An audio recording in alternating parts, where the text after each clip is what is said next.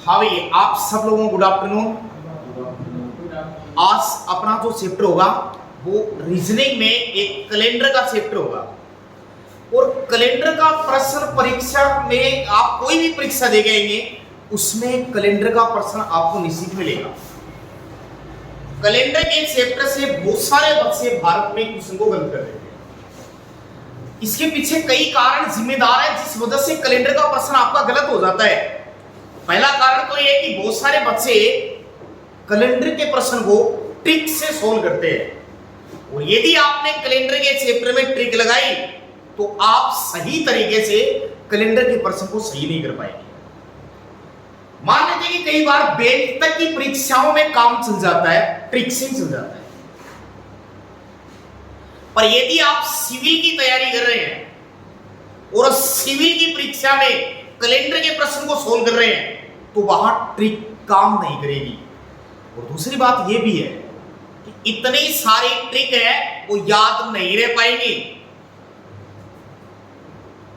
हमें एक या दो ही ट्रिक ऐसी हो जो हर चैप्टर में हो तो संभव है, पर सारे ही क्वेश्चन ट्रिक से होंगे, मुझे नहीं लगता कि आप वो प्रश्न कर पाएंगे।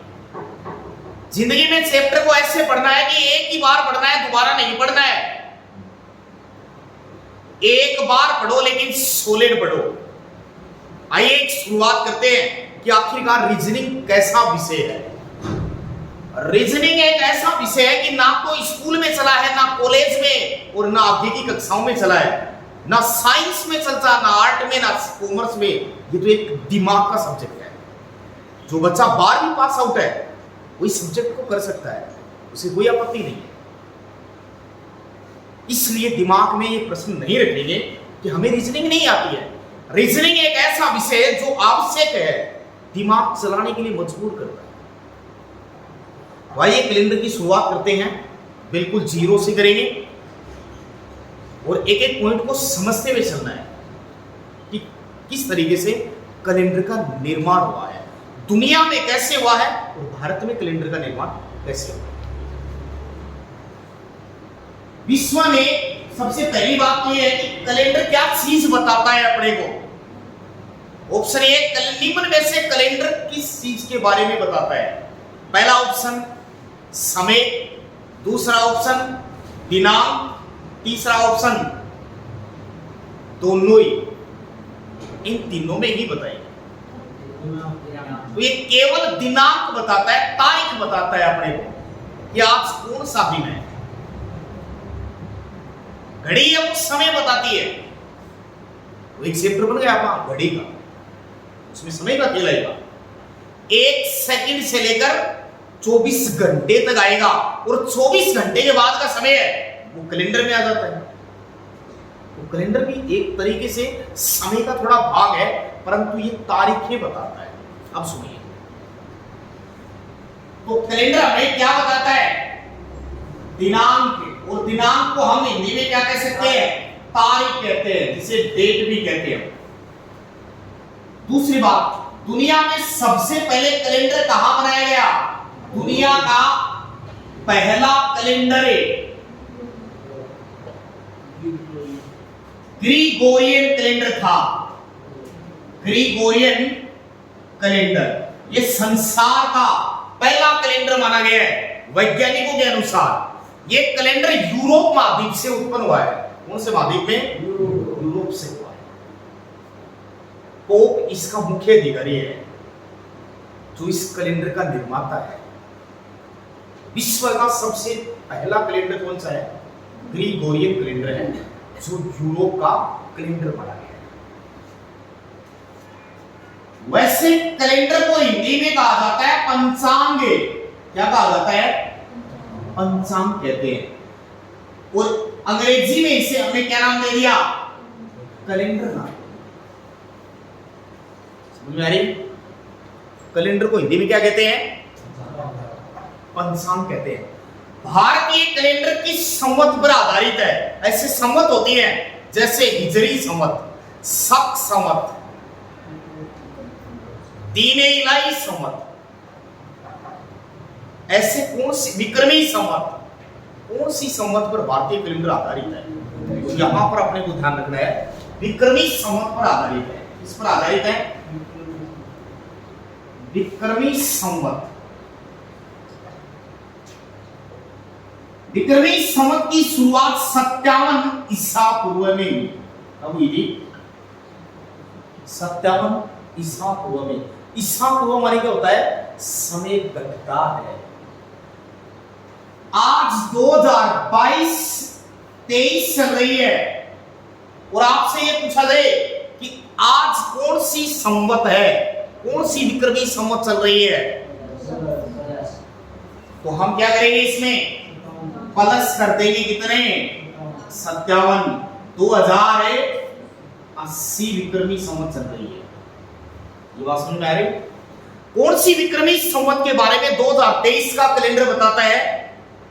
2080 विक्रमी संवत के बारे में बताता है। कोई समस्या नहीं?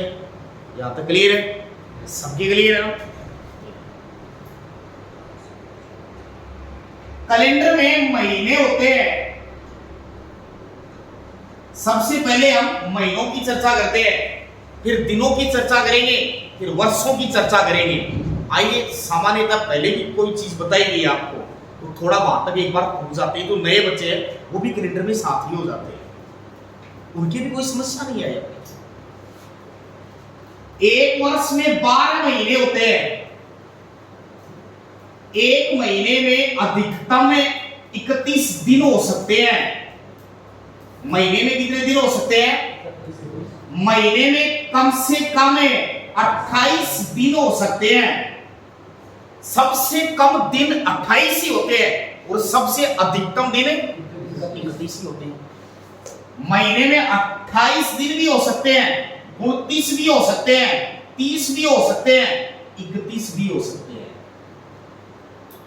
या तो महीना 28 दिन का होगा, या महीना 29 दिन का होगा, या महीना 30 दिन का होगा, या फिर 31 दिन का। व्यवहार में हम महीना 30 दिन का ही गिनते हैं। समझ में आ रही है? व्यवहार में हम महीने कितने दिन का गिनते हैं? 30 दिन का ही मानते हैं। जैसे किसी के काम करते हैं 30 दिन का ही मानते हैं। जनरली अपने दैनिक जीवन में हम 30 दिन का महीना ही काउंट करते हैं, परंतु महीने कैलेंडर के अनुसार इतने हो सकते हैं। अब सुनिए, अब हम बात करेंगे वार। तो एक सप्ताह में कितने वार हो सकते हैं अधिकतम में? पहला है सोमवार, मंगलवार, बुधवार, बृहस्पतिवार,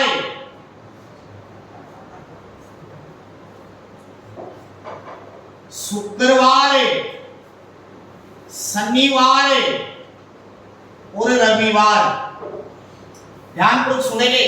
सप्ताह में 7 दिन होते हैं जिनके 7 अलग अलग नाम होते हैं। हमने पहले दिन को काउंट किया है सोमवार से। सोमवार से क्यों किया है?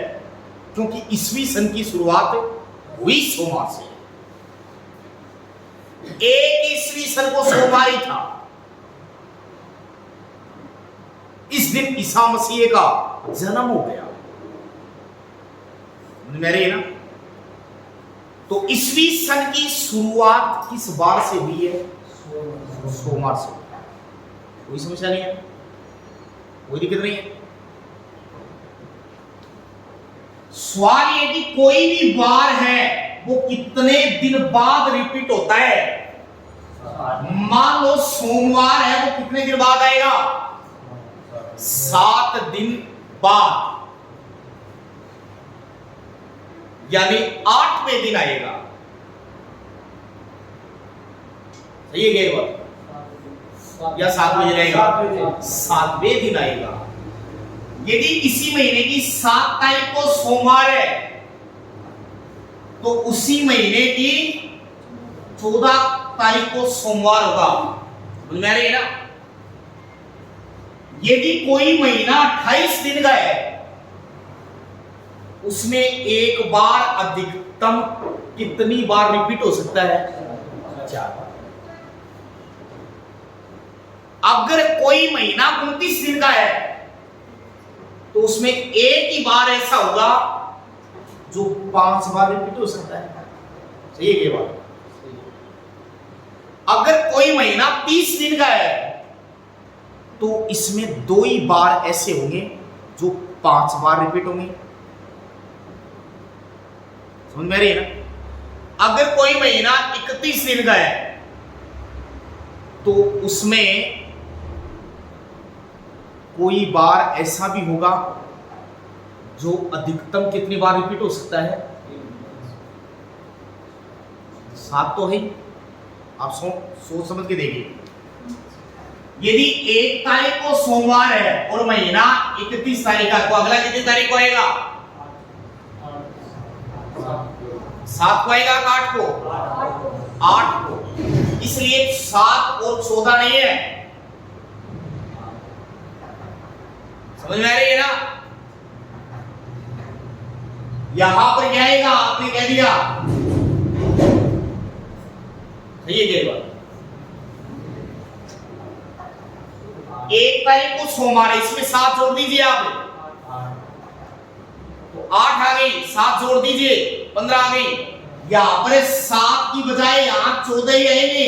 हर बार में 7 ही जोड़ने हैं। आप प्रश्न करवाऊंगा आगे, तो गलती नहीं करनी है, क्योंकि अपने को बार बार प्रैक्टिस नहीं करनी है, एक बार ही करनी है। सुनिए, 1 तारीख को सोमवार, 8 तारीख को सोमवार, 15 तारीख को सोमवार, 22 तारीख को सोमवार, 29 तारीख को सोमवार। कितने हो गए? 4 हुए या 5? 1 को सोमवार, 8 को सोमवार, 15 को सोमवार, 22 को सोमवार और 29 को सोमवार। इसका मतलब कोई बार अधिकतम 5 बार ही रिपीट हो सकता है। समझ में आ रही है ना? कोई भी बार महीने में अधिकतम 5 बार, न्यूनतम 4 बार। इतना ही ध्यान रखना है आपको, कोई समस्या नहीं है। अब हम प्रश्नों को सोल्व करते हैं। समझ में आ रही? अब यहां पर हमने सप्ताह के दिनों की बात कर ली, महीनों की बात कर ली, अब वर्ष की ओर बात कर लेते हैं, फिर क्वेश्चन को शुरू कर देते हैं।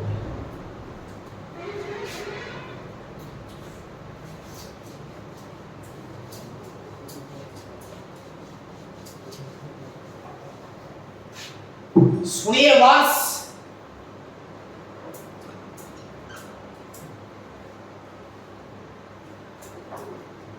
एक वर्ष में अधिकतम साधारण वर्ष है। यदि कोई वर्ष दो प्रकार का है, एक तो है साधारण और एक होता है लीप वर्ष। वर्ष कितने प्रकार के होते हैं? 2 प्रकार के। यदि कोई साधारण वर्ष है उसमें दिनों की संख्या 365 है। यदि लीप वर्ष है उसमें दिनों की संख्या 366 है। सप्ताह कितने दिन का होता है? 7 दिन का होता है।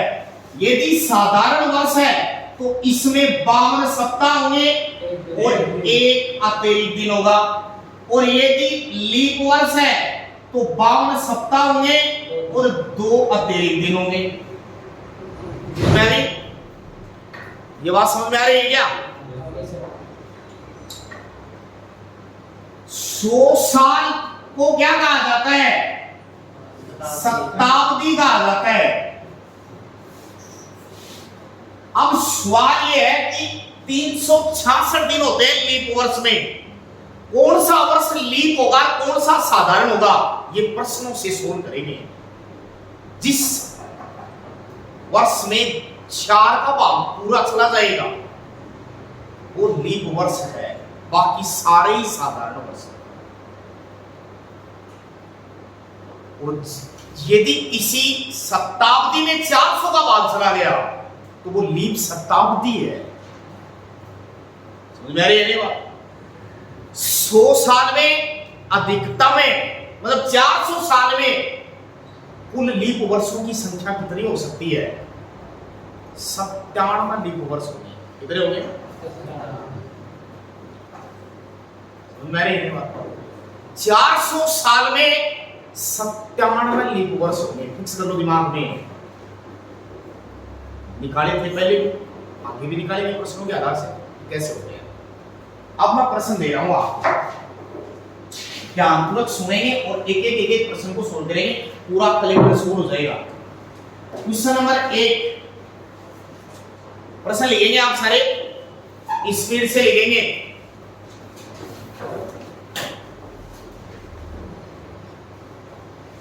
किसी महीने की 7 तारीख को,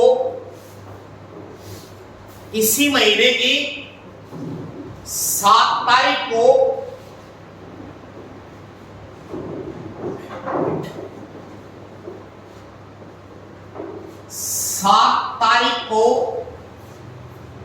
बुधवार था,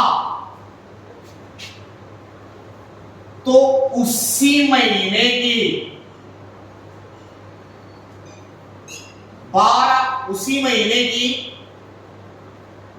26 तारीख को कौन सा वार होगा?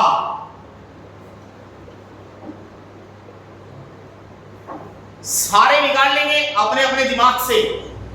यदि कोई महीना है उसकी 7 तारीख को बुधवार है, उसी महीने की 26 तारीख को क्या वार होगा?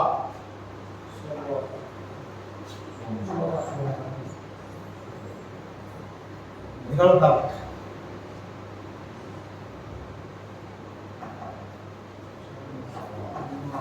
एक सरल से सरल, कठिन से कठिन पूरे प्रश्नों को बेसिक से करना है, बिना ट्रिक्स, बिना सूत्र, दिमाग में कुछ रखना ही नहीं है।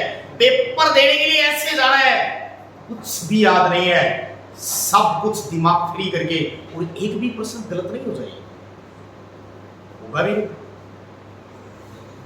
निकालिए सबने, सबने निकाल लिया? सुनिए अब, अरे 7 तारीख को क्या वार दिया गया है? अगला बुधवार कब आएगा? अगला बुधवार कब आएगा? अगला बुधवार 28 को बुधवार है क्या? उत्साह कितनी तारीख को है? 27 को क्या वार है? 26 को क्या वार है? वो दिक्कत नहीं है, सोमवार। वो दिक्कत नहीं है। दूसरा प्रश्न लिखेंगे,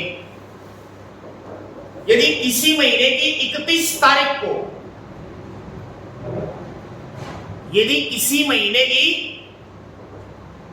31 तारीख को रविवार था, यदि किसी महीने की 31 तारीख को रविवार था, तो उसी महीने की 4 तारीख को कौन सा वार था? तो उसी महीने की 4 तारीख को कौन सा वार था? दिमाग से निकालो, अपने दिमाग से निकालो सारे, बोलेगा नहीं, एक भी उत्तर बोलेगा नहीं। रीजनिंग मैथ में कुछ सीखना है तो अपना प्रश्न उत्तर सही दिमाग से लगाकर निकाल कर बैठ जाओ। ये अपना उद्देश्य है, एक भी सिंगल बच्चा ऐसा नहीं हो जिसको वो चीज आए नहीं और हम उसको पढ़ाएं, ये ऐसा हो ही नहीं सकता।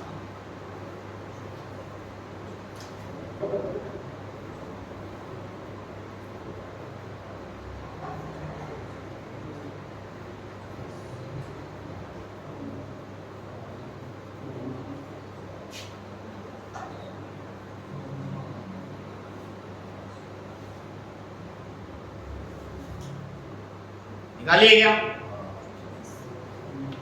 हाँ भाई, निकाल लिया? सुनिए, मंजीत निकाल लिया क्या? 31 तारीख को क्या वार दिया गया है? 31 तारीख को रविवार था ना? 31 में 7 गए, 24 आएंगे, 25 आएंगे, 24 में 7 गए, 17 में 7 गए, तारीख क्या दी थी? 4 है, 10 में 7 गए, तो 3 तारीख को ही तो था रविवार है। उत्साह कितनी तारीख को है? तो 4 को क्या वार था? कोई समझ नहीं है ना? अगला माइनस भी कर सकता है, प्लस ही नहीं माइनस भी कर सकता है, समझ में आ रही है ना? दूसरा प्रश्न लिखेंगे, यदि 4 मार्च से 2023 को, यदि 4 मार्च 2023 को शुक्रवार था,